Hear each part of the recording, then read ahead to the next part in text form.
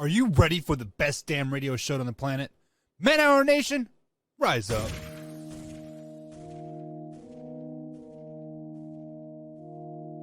You know on the beat every time, no. I would like to personally welcome you to Man Hour After Dark. Say that while I bring you the host, Mike, Buck, and Cone. You know who's coming to the stage. Sports talk than what you about to hear right here. I second that. Go. You know that it's us when we talking about sports. Giving you facts on the field to the core. Tune in, we need the support. 1 hour too short, still listen some more. On all your stations, not dropping no music. Starts like Adidas, but Nike just do it. Down 4 in the 4th, we go for the win. Michael 2 seconds, we taking it in. Buck, Mike, and Combs, you know what's going on. Man, now we're After Dark, no LA, we the big spark. No 4th and inches won't cut short. Got the best talking, it's all sports. Buzzing more than buzzer beaters. We coming live all through your speakers, go.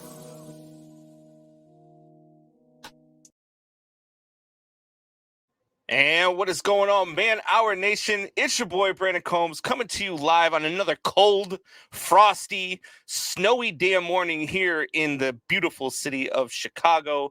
It is Sunday morning. It is time for us to talk about all things Chicago sports related. We got a good show lined up for you. We're going to talk about, is Justin Fields the best offensive player of the Chicago Bears since Walter Payton? Sounds like blasphemy to me, but we're going to talk about it here. We're going to talk about, are the Bears in the best position to make a run in 2023 in the NFL?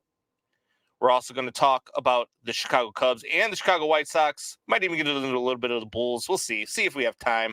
I don't really like talking about teams that are losing, even though we're going to talk about the Bears and the Cubs and the White Sox, but I digress. Now it's time for me to welcome my co-host, the peanut butter to my jelly.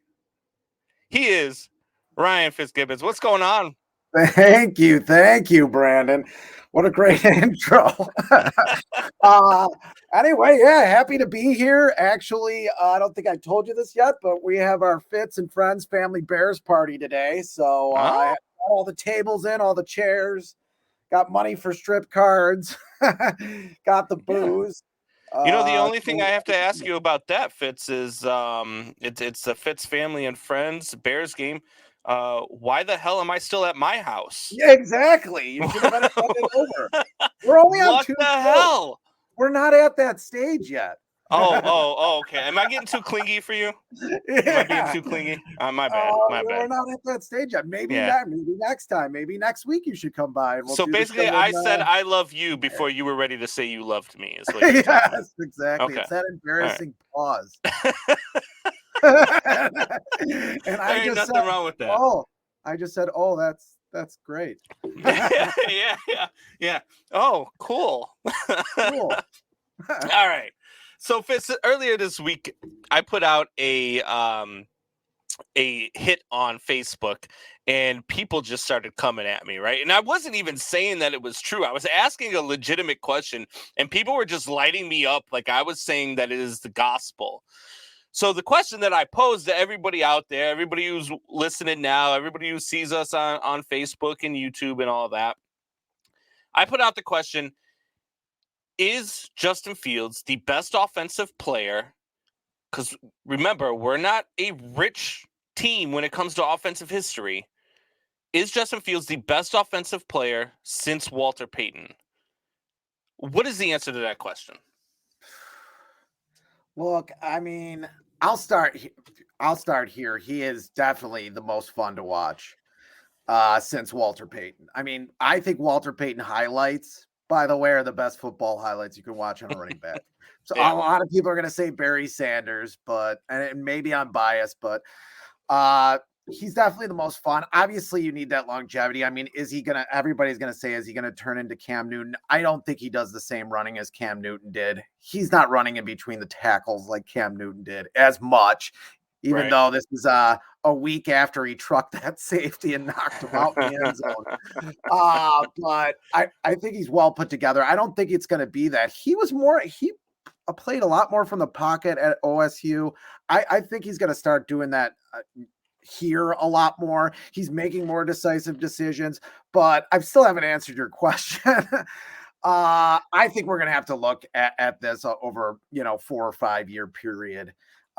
Just because of what Walter Payton did and how long he did it. Never missed missed one game I think he missed one game in his entire career, played, with 103-degree fever, all that. The Jordan comps can come out, but it's hard to say right now. He's definitely the most exciting offensive player they had. And just one more thing, like, this is a team that never invested in offense either. I mean, Olin Kreutz always says, when I was on teams where 70% of the payroll was on the defensive side of the ball, or 65 or 70%. Most of the draft picks were too. So Yeah, it's just fun to see this happen. You know what I mean? To no, watch it, I don't even know how to watch it. yeah, no, it is very fun to watch. He is exciting. I think that when you start talking about best offensive player since Walter Payton, people start going in different directions, right? When you watch Justin Fields plays the most important position on a football field, right? So for the Chicago Bears, when it's all said and done, I think he's going to be the best quarterback in Bears history. I think he's going to have all the records. I think he's going to put up all the numbers. Once they start building around this kid and getting him the weapons that he needs, which we'll talk about here in a little bit, I think that they are going to be one of those offenses that people look at and be like, wow, they have one of the best offenses in the NFL.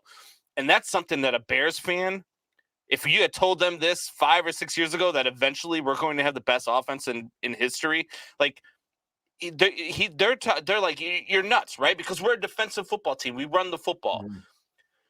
But to answer the question right now, the answer is just plain and simply no, right? We've had other players on our offense. While we're not rich in offensive history, we've had other players that have been really great, right? And Justin's just not there yet. I think he's going to get there, but he's not there yet. You got Matt Forte. The guy ran for 15,000 yards. You know what I mean? Or 15,000 total yards, I should say, because the guy was a weapon out of the backfield. He was a weapon in the pass game, a weapon in the run game. We also forget that we had Thomas Jones for a little while, too, who, when he was in his day, he was really damn good out of the Bears backfield as well. So while I don't believe that we have a long list of guys, I mean, I guess you might be able to throw Brandon Marshall in there, even though I think he really underperformed during his Bears contract. You might be able to throw Jay Cutler in there just because of all the records that he holds as a Bears passer, which I think if you throw for 12 yards, you might be a Bears record holder. It's just one of those where we're not rich in history, so this isn't actually a crazy question. Like, this isn't one of those questions that's just out there. People got to be like, but people were coming at me like I was nuts for even thinking about it. You got to lock your doors. Yeah, but it's okay to be a fan and get excited about this. This is something that has never happened before. In league history, there's only been one other, maybe two other players that have been like him. Maybe you put Michael Vick in the conversation. You got Lamar Jackson, and then you have him. That's about it. And I know it's only been, he's played in 20 games maybe? Yeah, I think somewhere around there. Long, but you're a fan. You can get excited about this. You can. His cleats are in the goddamn Hall of Fame right now. Yeah. That's another thing, too. Like, his cleats going to the Hall of Fame. Like, what the hell's up with that? Why are you is that what we're doing now? When a guy has a great game, we're just sending his stuff to the Hall of Fame. We're just like, hey, you know what? Who was it too? His arms, was it his arm sleeve too, or something like that went to the Hall of Fame? I think it was his arm sleeve and his cleats from that game are going to the Hall of Fame. Like, what the hell is the arm sleeve? Yeah, like, what the hell else do you want to go to the Hall of Fame? Like, I mean, you're gonna take Tua from the day that he got concussed. You're gonna take his shitty drawers to the Hall of Fame because he probably shit himself when he got hit. Well, like, is that going to the Hall of Fame too? Like, this guy got killed on the field. Let's put his stuff in the Hall of Fame. Like, what? Like, we're just throwing everything out there now. Well, I mean, they do it in baseball too. Yerman Mercedes, if you even remember him. I do. Who's not even in Major League Baseball right now, hit safely in 10 or 11 games in a row as a league record. And his bat or the ball is in the Baseball Hall of Fame. I just remember him because his head coach his manager threw him under the bus when he swung at a 3-0 pitch. Unbelievable. That's a White Sox for you, though. Let's be mad at our guy for hitting a home run. Let's just damn the guy. Yeah, but I know. That was embarrassing. But So this is we Man Hour digress. Chicago. Make sure you guys out there, on YouTube, on Facebook, make sure you guys are hitting that click, like, and share. Do everything you can to help us out. We're here every Sunday morning, 10 a.m. to talk about everything Chicago sports. It's Brandon Combs along with Ryan Fitzgibbons. So we're talking about the Bears. We're talking about Justin Fields. We talked about whether or not he is the best offensive player since Walter Payton, which, I don't think so right now. Fitz, it sounds like you're saying it's too early as well. It is, yeah. But we just threw the question out there because we wanted to know. And so we've got your brothers in the chat right now. What's going on, Fitzy? He says, what about Neil Anderson? Look. Neil Anderson, I mean, the guy played for the Bears when we walked on the moon. I'm not sure. He was a fullback, if I'm not mistaken. No, right? he was a running back. He could run. Was he a running back? Yeah, he was damn good. He came in right. I think the problem with him was he followed Walter Payton. Yes, right? exactly. Like, how do you be successful following that act? That would be like me going on stage to do comedy after, like, I don't know, Bill Burr gets off stage, right? You're gonna be like, who the hell is this guy? Like, it's not, you're not going to be able to follow that act. So I think that was the biggest problem for Neil Anderson. He was really good, though. That's another guy that I didn't put up there. He had some good years. He didn't play long. Brad Muster was what are you gonna pull up next? Brad Muster? You don't think Justin Fields is better than Brad Muster? I mean, come on. Like, what are we gonna pull up next? We're gonna start pulling up just random names. Tom Waddle. Tom Waddle. Cap Boso. Tom Waddle. Yeah. Tom Waddle. Yeah. We're just gonna start pulling out names. Johnny Knox. Johnny Knox. Yeah. Wendell Davis. Yeah. Yeah. But anyway, look. Both ACLs on one player. But anyway. So if we get into it now, we start looking ahead, right? Because like I said, I don't think Justin is the best player right now since Walter Payton. But I think when it's all said and done, he could be, as long as they build around him correctly. So you start looking ahead to the future, right? And the other question that I was getting a lot of flack for, and people were saying, yeah, not even close, which I think is crazy for them to say that, is, are the Bears in the best position in the league to improve heading into the 2023 offseason? We have $114 million in cap space. We've got our quarterback. I believe we have the right coach. I believe we have the right GM, which is something a Bears fan hasn't said in a very damn long time. I think we've got the right setup in place, and now it's time to build. And I think 2023 is the offseason where we're going to be able to build. There's a lot of free agents out there that I would like to see the Bears go and grab, and they've got plenty of money to go and grab them. What do you think? Are the Bears in the best position heading into this offseason? I can't, unless you're LaShawn McCoy, who I forgot what show he was on, but he said that Justin Fields isn't a good passer. I don't know if he was watching. He just watched the games from September. But anyway, I would think you could put QB in there too. And I think they're lining up right. I mean, this is the first GM that's really, really planning for the future and not just trying to save his job. Right. And not trading away a bunch of first round picks. I think he's definitely planning well for the future. I think the Chase Claypool trade was actually good. We talked about it last week. The only reason why that is in the first round, you do not have to pick up a wide receiver, which they were almost going to be forced into doing in next year's draft. Yeah. I mean, absolutely. They have on this, you said 114 million on the website. I have pulled up the Sports Track website. It says 116 million in cap space. I don't know what it is. Even better. We might have lost some. Yeah. Even better. Now we can go get a kicker. Yeah. I said, I wasn't ready for that. Anyway, yeah. You know who is second in salary cap? You're never going to guess, but it's the team second in salary. It's the team playing, the Atlanta Falcons. Yeah. I should have given you a minute, but I didn't think you were going to guess it. But they're second at 66 million in cap space. There's no way they'll spend this, Brandy. There's no way they'll spend this cap space. There's no way they can. I bet you they do.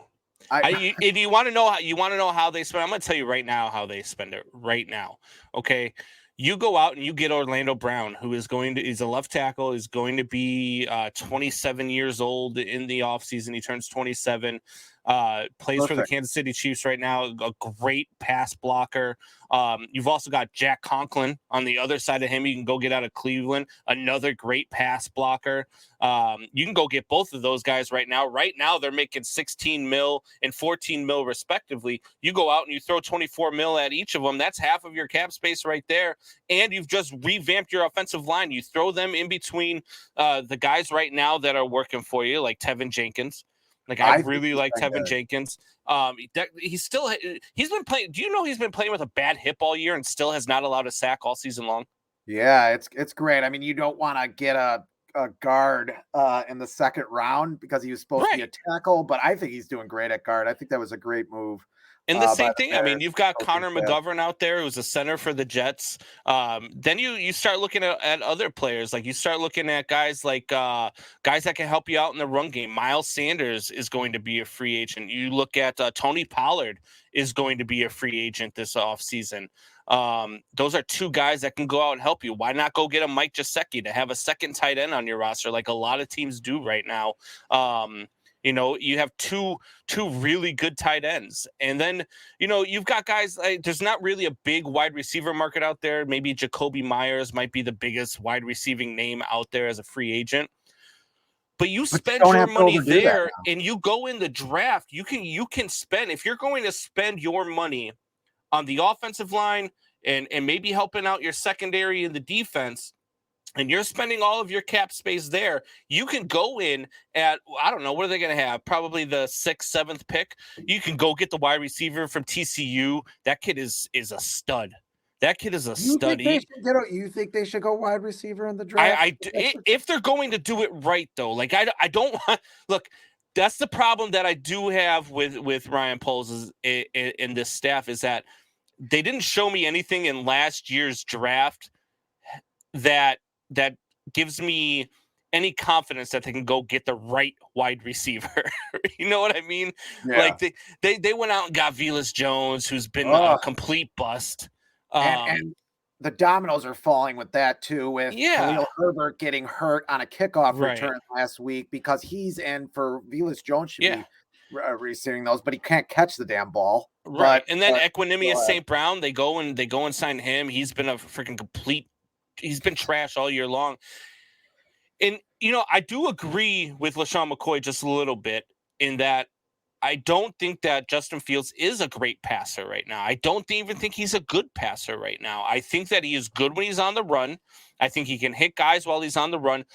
But I think that it's because, and I've said this before, and I'll say it again, I think it's because he doesn't have an offensive line. He doesn't have the time in the pocket, and he doesn't have wide receivers that can consistently catch the ball. So it's 2 reads and then run with him. Yeah, I mean, so that's why I don't think he's a good passer, but I don't think it's all his fault. I think some of it is. There's been a lot of times where he's had open wide receivers where he's just blatantly missed them. I mean, he did it to Chase Claypool last week. You know, I believe he did it to Chase Claypool the week before too. If as your brother chimes in again, says he can't throw deep. He can throw deep. He can. We don't have guys that can get open deep. We don't have those burners that can get open deep. You get Mooney open downfield. You can hit him, but he doesn't really like. He can make the amazing catch every once in a while, but he can't win a jump ball. Right? It's a lot like it's the same knock I had on Allen Robinson. He's a big wide receiver, but he couldn't win a jump ball. You can't just throw the ball up to him because he's not going to fight for it, and he's not going to go and win that jump ball. So they don't have that guy just yet. Maybe in Chase Claypool, I don't think Claypool's fast enough to be your deep guy. He's not a Tyreek Hill type guy, but you can go and get, you know, that guy in the. I think the kid out of TCU, I can't remember his name. He's a stud, and he's a big wide receiver. I believe he's like 6'4", 6'5". He's a Justin Jefferson type wide receiver. That could be our Justin Jefferson if he's available at the Bears pick. Don't you need defensive linemen? And that's why you got to get defensive linemen is in the top 25, right? There's 7 defensive linemen projected to go in the top 25. Yeah, but you can also use that in your cap space, right? You What's can that? you can do that with your cap space. You can go get a Darren Payne from the Commanders, the defensive tackle. You can go and get a couple of other guys on the defensive line that are cost effective in free agency. You don't have it's just one draft pick. Like it's just if you go out and you get that guy with the first draft pick, you've still got 4 or 5 more draft picks that you can pick in the second and third and fourth and fifth and sixth round. Do You you can get a build and three you can technique? find guys like that Do you late. get a defensive end? Do you get a rusher? Do you get a 3 technique tackle like this defense needs in the second or third round? I don't Do you know. go back out? Do you go back out and pay Roquan Smith, who's still a free agent after this year? At this point, I think that bridge is burnt. You think Toast. so? Just because I don't think Ryan Poles, and you could disagree with him, I don't think he valued Roquan Smith the way Roquan Smith thought his value was. I don't think anybody values Roquan the way Roquan values Roquan. You know what I mean? But that's what I'm saying. Like, imagine this. Imagine we traded Roquan for a second and a fifth. We changed that second into a fifth into Chase Claypool. Well, we changed the second into a Chase Claypool. So you get Chase Claypool for Roquan Smith effectively and a 5th round draft pick, and then you get Roquan Smith back. How much praise would we give Ryan Poles for that move? Yeah, I can't really get. But are you using? You got excited there for you got a sports chub right now, don't you? Couldn't even talk. I was stuck in traffic. You were like in that good booty. You were like, oh, I don't know what to say. It just depends, because now you're not planning just for this year. You're planning for 2 years from now when Justin Fields comes off his deal, or does he have an option for year 5? Whatever. You're planning for that big contract there, and are you giving him 5 years at 20 million, 6 years at 20 million, like Roquan wants? If you do that, you're you're putting that jigsaw puzzle together and trying to make a good salary cap decision. Do you want an off the ball guy? Is that where you want to prioritize? Or like you said, are you going to get the guy from the Commanders who's a free agent, who could be your tackle of the future? Those guys are harder to get than those middle linebackers. I mean, Jack Sanborn, who you didn't even know who he was last year, should have probably had a pick if there wasn't illegal hands to the chest. Yeah. We don't have to talk about the rest again. But he should have had a pick at 2 cents and 12. I don't know if he's the answer, if he can move those hips and cover. I like him. Look, I like a homegrown guy to turn good. Like, this guy grew up rooting for the Bears like we did. You know what I mean? And now he's playing middle linebacker for them, and he's playing really good football.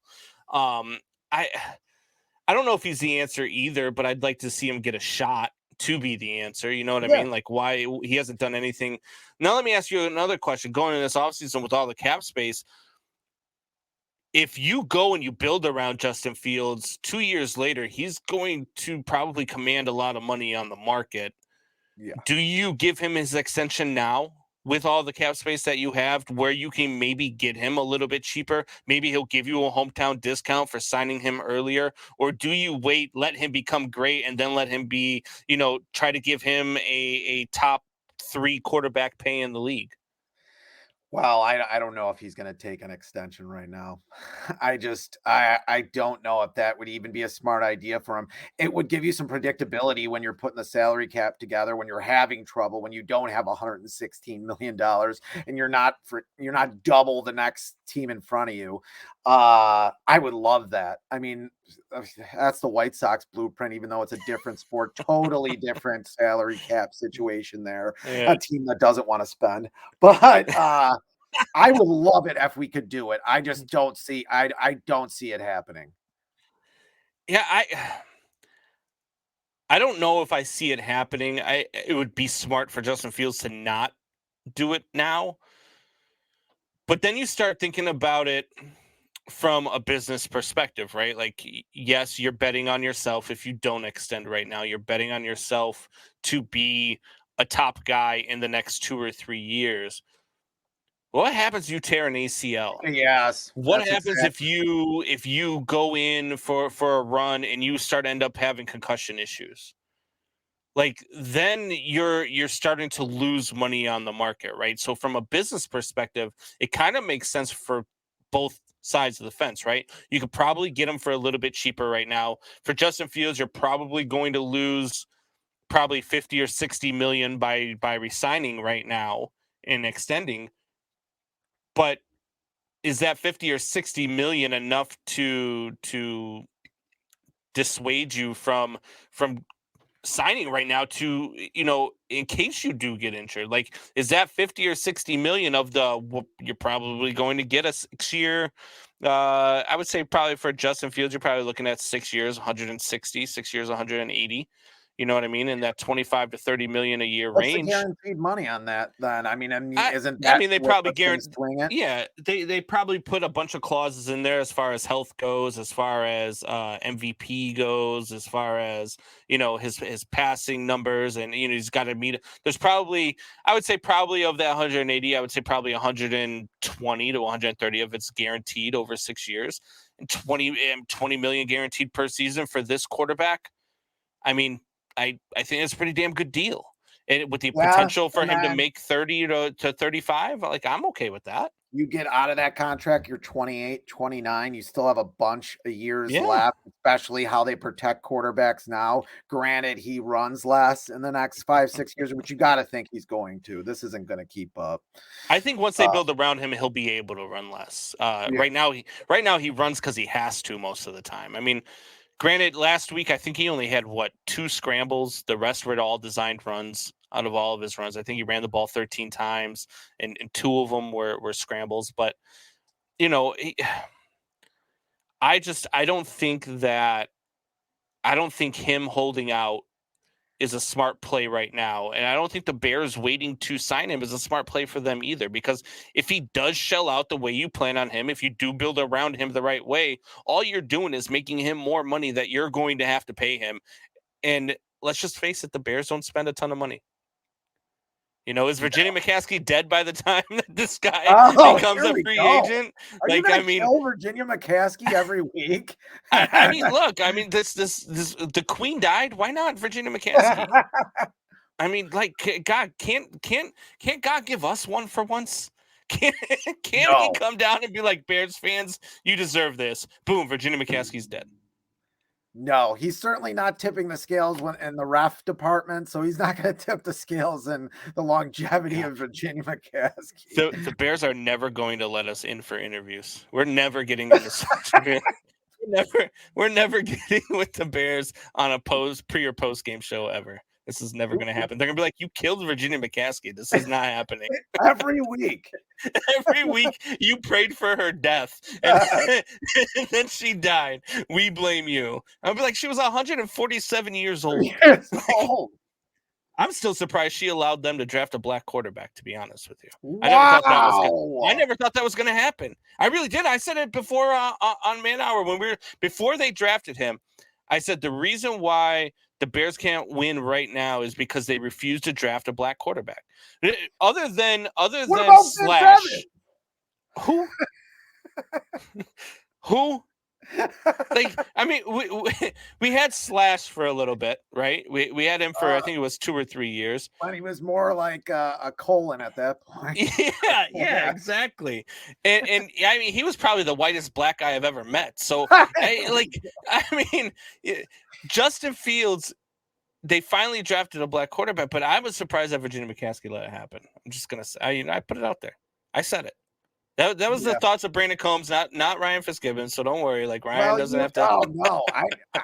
I've always said, how could you have an interview with Mitch Trubisky, Patrick Mahomes, and Deshaun Watson and pick Mitch? And pick Mitch Trubisky. Yes, I agree.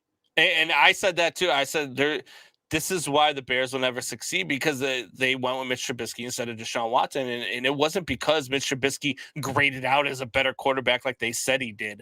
He impressed us. He graded out high and everybody was high. No, I'll give you, if you took him over Patrick Mahomes and Deshaun Watson was off the board, I would have given you that, because people don't remember, but Patrick Mahomes was a losing quarterback at Texas Tech. He had a losing record.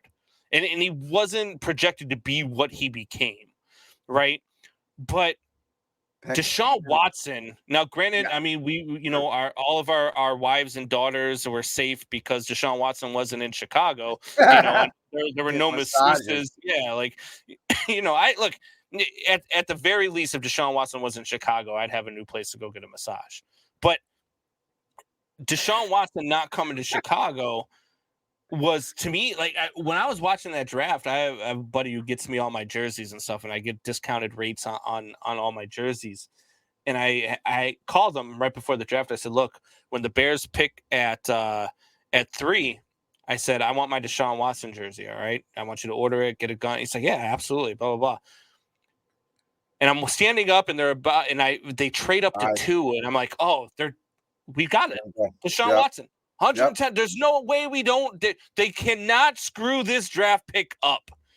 They traded up. If you're not taking Deshaun Watson, you wouldn't have traded up, right? Yeah. And then they picked Mitch Trubisky, and they got fleeced. And when I tell you, you know how you see people on YouTube and stuff, and they get angry. I broke my TV that night. I threw the remote and broke the screen on my TV. I was so pissed off at the fact that they did not draft Deshaun Watson, because how do you miss? Did you not see what he did to Alabama in the title game that year? Like, did you not see what this kid is? And draft the person too, Brandon. Look, he was a grown ass man. You could say, Patrick Mahomes kind of sounds like Kermit the Frog sometimes, but Mitch Trubisky was like, I mean, yeah, coach, I can do it, coach. Put me in, coach. Lots of massage parlors in Chicago. It's true. Look, and that's the thing. Like, Deshaun Watson here in Chicago too. The difference between here and Houston is we know how to keep our mouth shut. If you're at a massage parlor and you're getting stuff done, extra stuff, and you're paying that little bit of extra at the end for the little happy ending or whatever, we didn't see, hear, or say anything about it, because that's what happens in Chicago. Yeah, you got 35 touchdowns a year, 4,000 yards passing. Dude, if you're doing that for the Chicago Bears, I'm going to come give you a rub and tug. Yes. I'll have my brother John give you a rub and tug. Yeah. John would have been all over it. He wouldn't have had to struggle through these Justin Fields days, because we would have had Deshaun Watson, who, by the way, is the same damn quarterback, John. The same damn quarterback. God. Your brother kills me with his hatred of Justin Fields, by the way. And then you got a guy in Mitch Trubisky that talks like Tim Tebow light.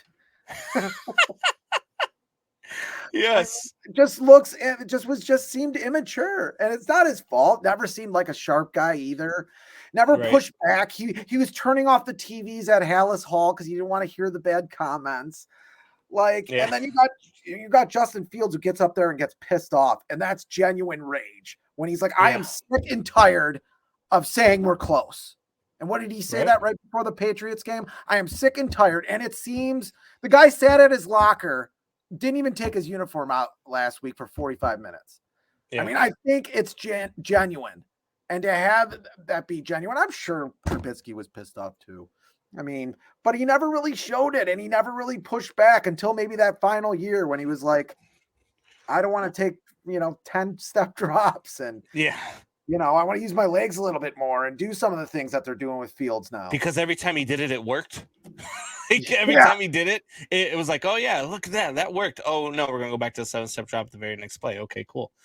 But the thing about Mitch Trubisky, where I give Mitch Trubisky a pass for his time here in Chicago. I don't think Mitch Trubisky is a good quarterback. I think he's proven that here this past year in Pittsburgh, right? But where I give him a pass is that, and I don't know if you know this story, but I've heard this story many a times over the last couple of years since Trubisky has left, that Trubisky had a plan, and Trubisky was frustrated with the way the offense was going. So he wrote down a plan of how they could fix it, things that he thought would work, plays he thought would work. And he set up a meeting with Matt Nagy. And this was in his second to last season. This was before the season that they drafted Justin Fields. It was probably like week 10, and they were still in the hunt. Like, they were still a decent team. They were still in the hunt to win the division. But the offense was sputtering. He set up a meeting with Matt Nagy, and Matt Nagy never showed up. And so from that moment on, Trubisky was done. Like, he didn't want to play for Nagy anymore. He didn't want to be a part of the system. He knew he was leaving. He wasn't going to sign an extension. No matter what the Bears did, he was leaving after his contract was up because he wasn't going to play for Matt Nagy. And then they drafted Justin Fields, and the rest is history. But I like for Justin or for Mitch Trubisky to have to go through that, and for Matt Nagy to be that kind of coach. Like, I didn't expect. I always thought Matt Nagy was probably. I always said the thing about Matt Nagy and Ryan Pace was they both seem like guys would be cool to go grab a drink with, but I just don't want them around my football team. You know what I mean? Yeah. But after I heard that story, I was like, wow, I didn't realize that Nagy was that big of a dick. Like, how do you not show up with your starting quarterback to a meeting where he's like, hey, I know what we can do to fix the offense. Let's talk about it. How do you not show up? Better than everybody else. That's why he never changed the offense. That's why he had to give away play calling twice. And the second time was like the most bizarre news conference ever. Or the second time he gave away it, he's like, that's real. And I had to give away it because that's real. And he was talking about, I don't even know what he was saying. I know. It was bizarre. He's always that guy. The thing that drives me nuts the most, and I saw it a little bit at the beginning of this season with Luke Getsy, because I would say that it seems to me like in the first 4 or 5 weeks, I was like, Luke Getsy found Matt Nagy's playbook, scratched off his name, and wrote Luke Getsy on the playbook, because it seemed like it was going in the same direction. Every time something would work, an RPO would work, or Justin scrambling would work, they'd go back to the 5, 6, 7 step drop. And I was looking at the numbers, and I said this on Man Hour earlier in the week with Buck. I said, I saw the numbers. When he is in a 3-step drop, he has an average of 2.8 seconds to get rid of the ball. When he is in a 5-step drop, he has an average of 2.4 seconds to get rid of the ball. And when he's in a 7-step drop, it's a 1.9 second to get rid of the ball. It's his average in the pocket. That's not a good number, man. Your numbers should not go down as far as that goes. You're getting farther away, and they're getting to you faster. Faster, yeah. Because by the time he gets back there, they're already coming. Right. And I felt like it was going the same way, but then they kind of started changing things around. They let Justin loose a little bit, and they realized that it works. So they altered their game plan. And that's something that the Bears have done all season long. They've gone in, they've made adjustments, they found what worked, and they stick with it. And that's something we didn't see from the previous regime. Even at halftime, they've done that on a couple occasions. Pretty much all of them, right? We've been better a second half all year.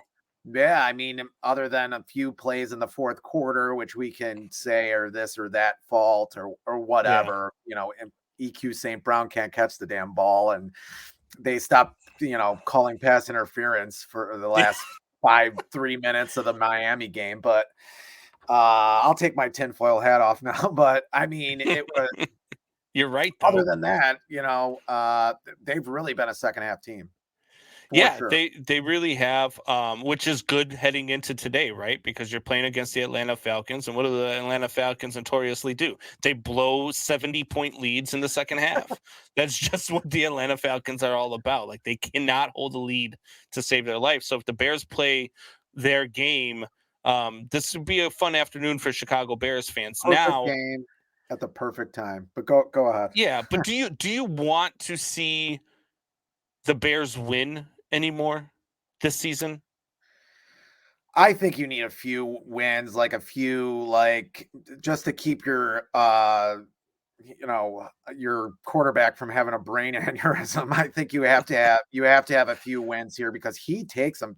Like I said, he was genuine, like we said beforehand, in a way that if you put side to side the Jay Cutler press conferences and the Justin Fields, you could see what is genuine and what wasn't genuine. It's very easy to bash Jay Cutler at this point, but I just feel like there's genuine frustration there. He needs a couple wins under his belt. And I think this is the perfect week to showcase him as more of a passer. I think this is a perfect week.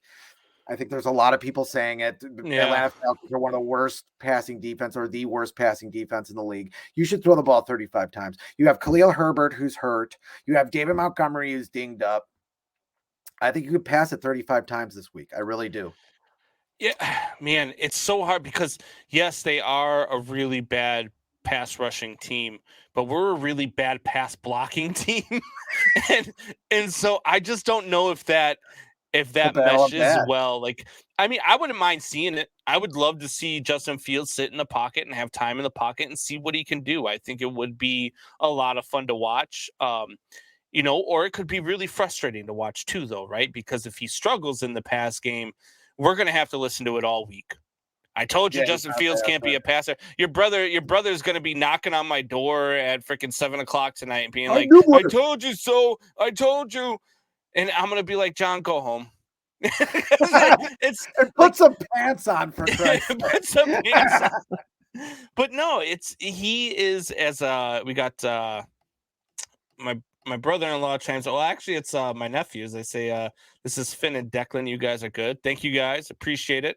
Make sure you guys hit that like button. Make sure you click share on your dad's phone, and make sure you click subscribe too. You can hit that $9.99 a month button to subscribe if you want. Feel free. Your dad's got it. He's good for it. Yeah. So, look, as far as Justin Fields being a passer, I think that the kid's going to be fine. Now, his timing still to me is a little off, right? Like, he's still not hitting the guys on the run. He's still not hitting the guys when they're actually open, right? He's waiting too long to throw the ball, and the defender's got too much time to close the gap. So, and I don't think that just changes today, because he's still got that internal clock. Like, he's still going to be afraid to get hit no matter who the opposing defense is. You still don't trust these guys to pass block for you, right? Unless you're standing behind Tevin Jenkins the entire game. You don't trust that nobody's going to get to you. So I don't know how he changes that. I don't know if it'll be a good thing or a bad thing, but I mean, we'll see here in about an hour and 15 minutes as to what he can do in the pass game. I would be excited to see it, though. 35 times might be a little much. I don't know. I just think at some point you have to see what you got here. And I think he's making decisions quicker than he was back in September, October. I think he's definitely making decisions a lot quicker. I mean, he had that, he went to his third read with Mooney when Mooney came across the formation on that play. I think you remember it. The pump fake versus Miami was great. Yeah, he was a little slow getting to Mooney on that play. You're right. But I feel like he's making decisions faster. His brain is hitting his arm a lot quicker. He's starting to feel more natural in that. And I don't know, my brother John says this all the time, but he can throw the deep ball. I think every year, even last year, the amount of deep balls he had, the amount of chunk plays he had, even though he played 10 games? Yeah. Maybe he started 10 games, whatever it was. He had a lot of chunk plays. And I think he can throw the ball down the field. I think you're right. It is those touch passes, is those intermediate passes. But he's going to have to start being better at that, Brandon, because what you have now is the best rushing team in the league. So you have the linebackers coming up to the line. Yep. And then now with Chase Claypool, and you could say Mooney, he can run, even though you're down on Mooney. He can run. You have those safeties going back a little bit because everybody plays cover too, at least at some point, in some percentage. And I'm not down on Mooney. That soft zone. Yeah, I'm not down on Mooney. I just don't think he's a number one. I don't think he can be a number one. And that's the thing. And your brother, I mean, forget your brother. We just know how he likes his deep balls. That's just what he likes. So that's why he's always going to complain about it. But he's bigger than me, by the way, so this might not work out the best for me. You're fine, but I mean, look, I got your back. Don't worry about it. All right. I got your back. So we've talked about the Bears. We've talked about everything. Let's get to a little bit before we get off the air here. I want to talk about our baseball teams and maybe even get into our basketball team a little bit. It's just, I mean, they can't win a damn game right now. It's so bad. Zach LaVine gets benched in the fourth quarter the other day. The last of a 1-point game. Your best scorer, your best shooter is on the bench in a 1-point game. Like, I didn't understand it at all. I don't know if it was disciplinary. No. To where he's not, playing, well, I think the whole year or most of the year. And they're this he's bad. He's not. He's not good. He's not I mean, he's good, but he's not that good. He's not that good. Like, if I'm starting a franchise right now, Lonzo Ball is probably like maybe the 40th or 50th person that I get to on my list. Like he's not a guy that I would really just put in the forefront. So I can't see what the difference is though from this year from last, especially the first half of the season or 3/4 of the season last year. And with the benching of Levine, it makes me wonder if Donovan's losing his team, man. Yeah, I normally don't like to say that, but I don't know why you bench him there. He's a shooter. He's gonna go 1 for 14 sometimes. He's gonna, have bad nights, especially because he's obviously not 100% healthy. Who is? But he's obviously tipping more to the injured than just hurt side of things.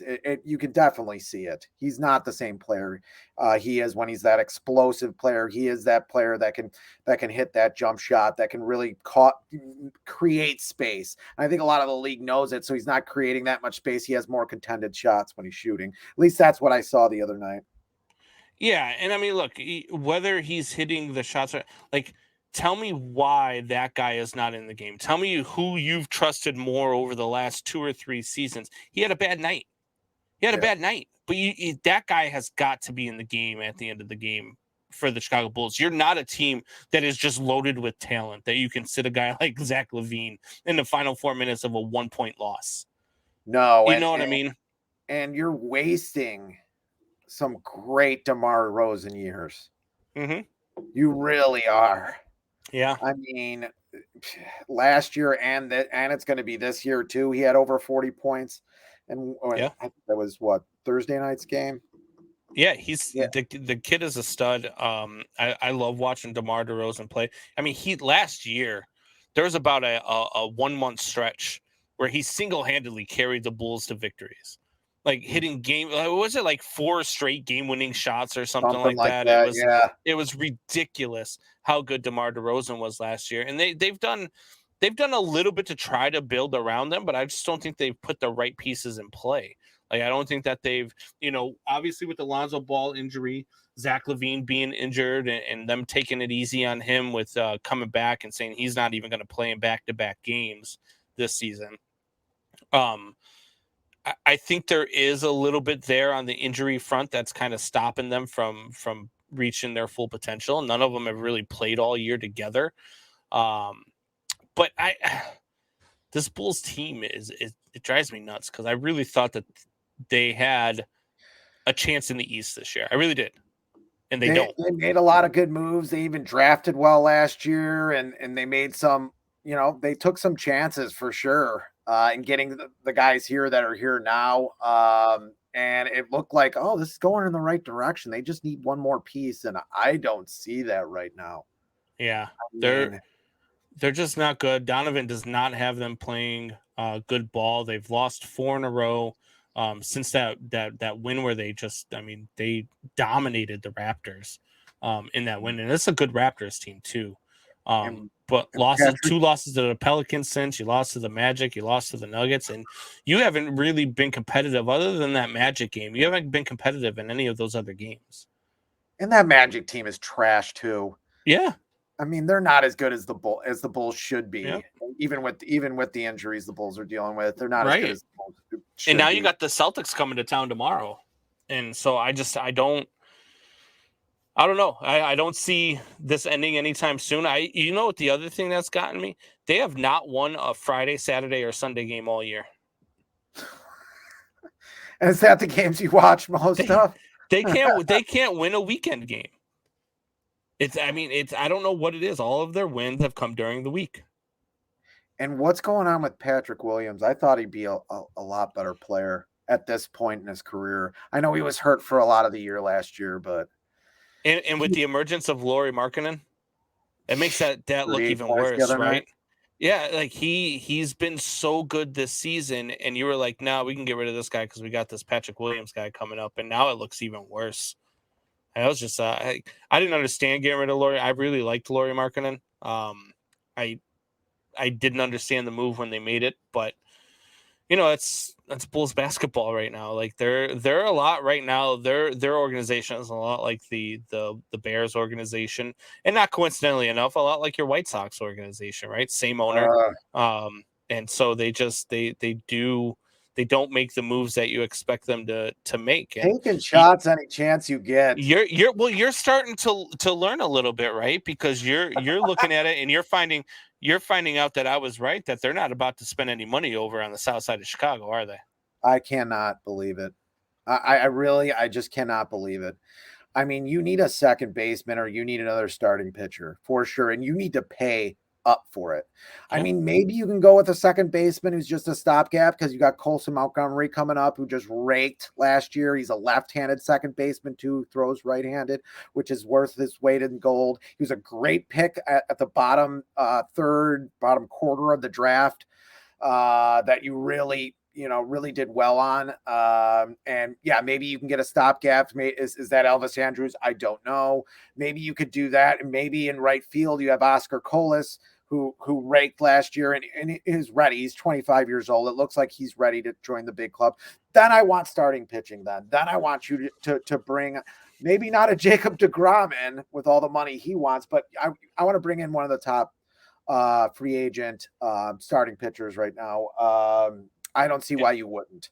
I mean, why can't you go get a Jose Urena? Why can't you go get a you don't have to go out and spend the big money. Like, you don't have to go out and get Jacob deGrom at that ridiculous number that he's asking for, which is something like $46 million a year. I heard Verlander's in the same market. Like, he wants something like 3 or 4 years at 130 million. There's no way I'm giving Verlander that much. No. He's 40 years old. No, I'm not kidding you. What are you? You're not freaking Tom Brady. Like, you're not pitching until you're 45. He thinks he's Nolan Ryan. Yeah, but why can't you go out? Why can't you make a push for Nathan Eovaldi or even a Zach Greinke, who is also 39 years old, by the way? But I mean, his number is way less. I mean, you're probably going to pay him, I don't know, somewhere between 10 and 15 a year. I could get 10 and 15 a year. How about Sean Manaea? Like, those are guys that the White Sox. Yeah, but you're gonna have the White Sox aren't gonna pay that much. You have to look realistically, right? Like, if you're a White Sox fan right now and you know they're not spending money and you're hoping for a starting pitcher, you've got to look for like what Yankees fans have to endure every single year. You've got to bargain shop for pitching. You got to find that pitcher who is going to give you a deal, and he's going to pitch like crazy for you in the regular season, and then he's going to suck in the playoffs, because that's what the Yankees fans have to endure every year, and that's what you got to hope for. You've got to hope for a guy like a Sean Manaea to come out. I mean, look, Sean Manaea is a nice pitcher now. Yeah, he is. Sean Manaea is good. You go out there, you get Sean Manaea at, maybe even if you only want to give him a short-term deal, right? You give him 3 years. You give him, I don't know, maybe 80 mil over 3. And you get yourself a nice pitcher there, and maybe even give him a club or a player option after the first year, like they did with Carlos Correa in Minnesota. You know what I mean? And that's what you're going to get with a lot of these deals this year, is you're going to get a lot of high AAV with player options and club options within the first couple of seasons. It's just the way baseball is built now. Or you get it through trade, which I don't like to hear, unless you're trading talent from the minor leagues to get major league talent. I don't like trading major league talent, but they're saying that Liam Hendriks and Giolito's. I mean, yeah, you could probably get something for Liam Hendriks. He just throws strikes. That's all he does. Yeah. He doesn't walk anybody. He strikes guys out. Yeah, he gets pelted sometimes, but guys who throw a lot of strikes do that. And then Lucas Giolito, you're going to get jack and shit for him. I don't know who's going to go for a guy, especially after the season he's coming off of, who's averaging 91 miles an hour on his fastball, keeps getting slower. His changeup is good, but he doesn't really have a lot of good secondary pitches. The slider was okay at the end of the year, but I don't see that happening. What's going on with him? What's going on with Giolito? He was supposed to be your ace. He was supposed to be the guy that led your pitching staff into the future. What the hell is going on with him? I don't know. I mean, his fastball, when he came out of the minors, his fastball was in the high 90s. He did have Tommy John surgery, but this was after the surgery. I don't know what happened to his fastball, but when you have a fastball that's averaging 91, 90 miles an hour, he can pop it a little bit faster on some occasional days. You can't really be a changeup pitcher when you're pitching like that. I mean, it just doesn't work. That 90 miles an hour is right in the wheelhouse. I have no idea. I know that they wanted to extend him and he said no. And from what I've heard, he infected Dylan Cease too, who is definitely an ace, runner up for the Cy Young. and because they wanted to extend Dylan Cease. This is what I heard through the grapevine, but that they wanted to extend Dylan Cease, and Dylan Cease said was going to sign, and then said, no, I'm going to bet on myself. Yeah, and I don't blame Dylan Cease. I mean, he's holding out. He wants to come pitch on the north side of town next year. So we're gonna welcome him with open arms. I mean, it's just I'm just joking. But the White Sox are in a position where they need to spend, but they're not willing to spend. They want to go out there and do everything in the trade market. They believe they have the pieces in place with the roster as it's currently constructed. Is there any chance that the White Sox compete next year? I mean, this is a bad division. This isn't a great division. This is a bad division. Is there any chance that the White Sox compete as currently constructed without making any moves, unless it's like a trade with Liam Hendricks for some frontline starting pitching? Is 90% of the team going to be hurt for an extended period of time? Yes, because that's what they do. You're going to lose. You're going to lose Eloy for at least 50 games, and you're going to lose Robert for 50 games, and you got to count on Giolito only pitching 140 innings. Sometimes this is how the learning process is, though. Sometimes guys think that they can take it, and they can't, and then in the offseason they work their butt off and they don't have those soft tissue injuries anymore. I don't know. That's what you got to hope for. If that doesn't happen, if they stay mostly healthy, hell yeah, they could compete in this division. I mean, who couldn't at this point? Cleveland had a good year. I'm not going to say they didn't, but Cleveland isn't there yet where they're a juggernaut. Neither are the Twins. They've got really great pitching. They've got better pitching than the White Sox do. Yeah. Well, at this all the way point, around. Yeah, they've got 3 number ones in the rotation. The Cleveland Guardians do. They've got a really solid closer, which the White Sox have Liam Hendricks, which I like Liam Hendricks, but he's hot and cold. But I like what the Guardians have in the bullpen, and I like what they have in their starting pitching. And to me, their lineup is just scrappy. And the thing that happened for the Guardians this year is they were healthy all year. And that's just something you don't get from the White Sox. Look, the White Sox are a good young team. I love Tim Anderson. I really do. I love watching this kid play baseball. Eloy Jimenez to me has to be a DH. I wouldn't put him in the outfield for anything. And I know he's got a glove, and I know he's got he's a DH. He's got to be a DH. Then you've got pretty much like 9 more first baseman DHs that are playing in your outfield, and so I just don't know. I don't know that presently constructed. They could probably compete within the division, but I don't think they're a legit threat in the American League.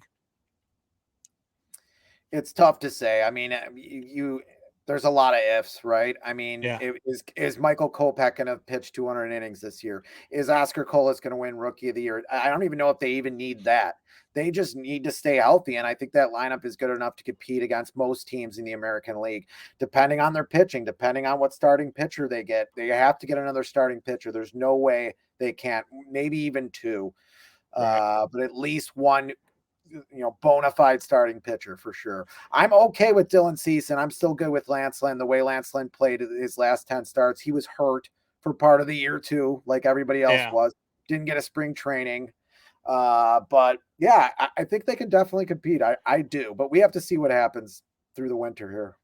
Now, on the other side of town, Cubs fans are excited because of the amount of money the Cubs look to be willing to spend, right? They've been linked. Soriano. Yeah, well, so this is 16 years ago, the Cubs signed Alfonso Soriano to an 8-year, $138 million deal. Now, the rumor is that they are in hot and heavy with Carlos Correa, and it's pretty much a done deal between Carlos Correa and the Cubs. And the rumor has it between 4 and 6 years, in between $140 and $160 million in that time frame. So you're giving Carlos Correa more money than you gave Alfonso Soriano for less years. And I start thinking a little bit back, and I look at when you go to the shortstops, Carlos Correa was probably out of the big 4, probably 4th for me out of guys that I wanted, right? Like Xander Bogaerts was number 1, Trey Turner was number 2, and then who was the other kid? I can't think of the other guy, but to me, Correa was the least on that list, and so Yeah. I'm all right with Carlos because look, Carlos Correa is still a really good baseball player. I love Carlos Correa, what he brings to the game. I liked watching him with Houston, even through the cheating scandal. I liked watching Carlos Correa play baseball. And so I won't be mad at it, but they're also linked. They're also linked to Carlos Rodon. They're also linked to, and I hope they don't do it, but they're also linked to Jacob deGrom. Because Jacob deGrom's asking for like 4 years, $140 million for 4 years. I'm not paying a 31-year-old pitcher that much money who's hurt that often. There's just no way that I'm doing that. Unless I'm throwing in, like we were talking about with the Bears, unless I'm throwing in numbers out there like, hey, only out of this 140 million, only 80 of it's guaranteed, and the rest you're going to make up if you're in the Cy Young or if you pitch so many innings or whatever the case is. He's pitched 150 innings in 2 years. Yeah, but the Cubs are on and that's sick. The Cubs are on a different trajectory than the White Sox are this offseason. And heading into last season, I was all over the last 2 seasons. I've been saying that the White Sox are a more exciting baseball team in the city of Chicago. Heading into 2023, if the Cubs spend this money the way that they're saying they're going to spend it, do you think that the Cubs are going to surpass the White Sox as far as competitive baseball in the city of Chicago? I don't know. I don't think they're there yet. You don't? I really don't think they're there yet. I don't think they have all the pieces yet. Right. So they add Carlos Rodon, if they add Carlos Correa, and if they add Jose Abreu, because those are the 3 big names that I'm hearing that they're linked to. You sign those 3 names, you put those guys in your lineup too, and you've already got a really decent pitching staff on the north. I really liked our starting pitching. I hated our bullpen. They were good down the stretch. They were. And so I'm okay with I'm okay with our starting rotation the way that it is. Even if Kyle Hendricks isn't healthy, I'm still okay with our starting rotation the way that it is, as long as we go and get bullpen help. But to add Abreu and add Carlos Correa to this lineup, it wasn't terrible. You've got a Gold Glove winner now in Ian Happ, who's made a believer out of me. I was not a big Ian Happ guy until about I wasn't a big believer, and I remember watching him in Cincinnati and watching balls that should have been caught go over his head and almost single-handedly costing us a chance at the playoffs in 2019. And I was like, God, this guy is terrible. Why do they keep playing him? And he's done a lot of work, and he won a Gold Glove this year in left field, and I never thought that would happen. But you've got him, you've got Seiya Suzuki. Another name that they're linked to fill in their center field spot is Kevin Kiermaier. So you start throwing all those names out there. You put those names in there, and I think that they might have a better season than the White Sox if the White Sox don't make any moves. Yeah, and those are big ifs, though. I mean, if they make all those moves, then obviously a lot of people are going to have them winning over 80 games for sure this season and have a shot at the division, which is not a AL Central weak division, but is a pretty weak division too. You have to admit. Yeah. I don't think the Cubs are trying to win this year, right? I think they're trying to put some pieces in place to make a move in 2024, 2025. Yep. So I'm not going out there and I'm not going to say that the Cubs are going to be world beaters, but I think that they're on 2 different trajectories with the White Sox. I do. I think the White Sox are headed in one direction. The Cubs are headed in one direction, but they're doing it in a different way. How great would it be, though, if both of these teams could meet in the World Series? Oh, man. Dude, the city would burn. I'm coming to your house in Indiana. I'm going to come to your house to watch the games because the city would be on fire. Absolutely. Like the second Bulls championship. If you remember that, they were tipping cars over and Cubs fans would be getting shot right and left if they won a game in the World Series. The Sox fans would just be all over it. Virginia McCaskey would die. It's like that old joke, right? It said the teacher asked little Johnny if he was a Cubs fan or a Sox fan. He said a Cubs fan. The teacher said, "Well, why are you a Cubs fan?" So, well, my mom and dad are Cubs fans, so that's why I'm a Cubs fan. He's like, "Well, if your mom and dad were crack whore and a drug addict, would you want to be a crack whore or a drug addict?" He's like, "No, then I'd be a White Sox fan." Oh God. Oh. All right, Ryan. Well, it's been fun. Bears game coming up in about 50 minutes, playing against the Atlanta Falcons. Should be an interesting game. I'm very interested to see your theory on whether or not we throw 35 times a game, see how Justin performs under that circumstance, see what Justin Fields can do, see if he can set more records with his legs. What do you got for a final score in this game? Who you got winning? I got the Bears winning for sure. 35-27. I'm not betting today though. I lost last week. Yeah. But I'm not betting today. But I'm just gonna bet some strip cards. With the friends and family here. But that's what I got. What do you think? I'm gonna go with a high scoring game as well. Except I'm gonna go the opposite way, just because the Falcons are hot. Marcus Mariota has been playing good football lately, and the Bears can't stop anybody defensively. Like, we just can't. We've got to score 40 points a game to win, and even then, you might not win. We're kind of like the Detroit Lions, where we can score 45 points, but we can't just not give up 48. And so I'm gonna go with a high scoring game, but I'm gonna go Falcons on this one. We'll go 35-33 Falcons on this one. 2 points. Yeah, 2-point game, another close one. And the Bears fans are frustrated because we keep losing, but I'm okay with us losing. I don't think there's a big difference between 6 and 9, but I don't want that TCU wide receiver to be off the board by the time we pick. So I'm rooting for successful losses if there's such a thing. Yeah, exactly. Me too in the end, but I think they win this game. I think Justin Fields has a whale of a game. I just think this is the perfect game for right now in his development. But all right, we'll see. And you got the spread. You're playing right close to the spread. What is it? 2.5 points. 2.5 points is the spread. Yeah. Yeah. So we'll see how it shakes out. Remember, follow the numbers. Once some referees start making them terrible calls, follow the numbers. See where you're landing. All right, Ryan. Well, it's been fun, man. We will see you again next Sunday. More Bears talk, more Cubs talk, more Chicago sports talk, as we do every week. Make sure you guys click that like, share, and subscribe. Make sure you guys are listening to us on every platform that we have on your way to work, wherever you're at. We are on all the podcast platforms. We are on Spotify. We are on whatever, Apple Podcast, whatever that platform is, and yeah. We are everywhere. Find us on YouTube. Find us on Facebook. Until next time, guys, we'll see you later.